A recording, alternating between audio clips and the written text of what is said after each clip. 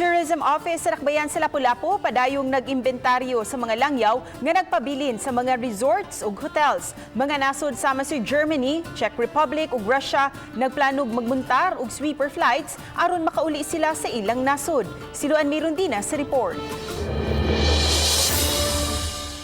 Nagsugod na ang summer, apan nagminghoy ang mga resorts ug hotels tungod sa pagtibugsok sa turismo. Matod ni Lapu-Lapu City Tourism Officer Ed Mendez, tungod kay may mga international flights, may pipila paghihapon ka mga guest ang mga hotel sa Dakbayan. Ning pagsugod na unta sa summer season, gihingusgan unta sa mga hotels and resorts dinhi sa Dakbayan sa Lapu-Lapu ang local tourism. Apan lagi nunot sa padayong hulga sa COVID-19, gipagamit na lang una ang ilang mga accommodations isip quarantine areas.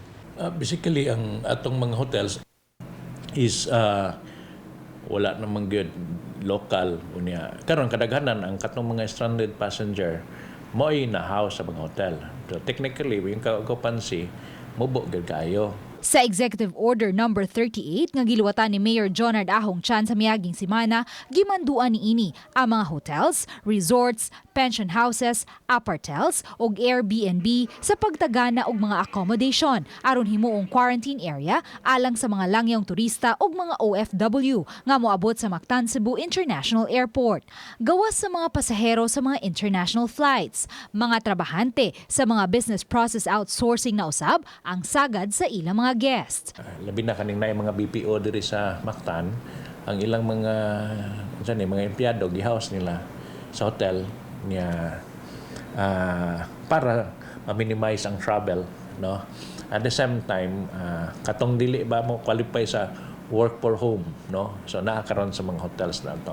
Sa Pikas Bahin, padayon karon ang pag-imbentaryo sa Tourism Office sa mga langyaw nga anaa pa sa Dakbayan sa Lapu-Lapu. Nakigalayon ang embahada sa Germany, Czech Republic ug Russia sa Department of Tourism aron makamontar og sweeper flights alang kanila. Atong gipatawagan ang tanang hotels, no, kung pila pag ginikabot nationals, no, foreign nationals nga naka-check-in para ma-inventaryo na to. Amo sang gipapangutana sa ilang embassy nga, for example, di man sa siguro kayo daghan ang Czech Republic, they can also accommodate other European nationals na makasakay sa ilang sweeper flight. Sagad sa naasoy mga langyaw ani sa Rion 7 tungod sa daghang mga dive sites. Uban ni Philip Patricio, Luan Mirondina, Balitang Besda.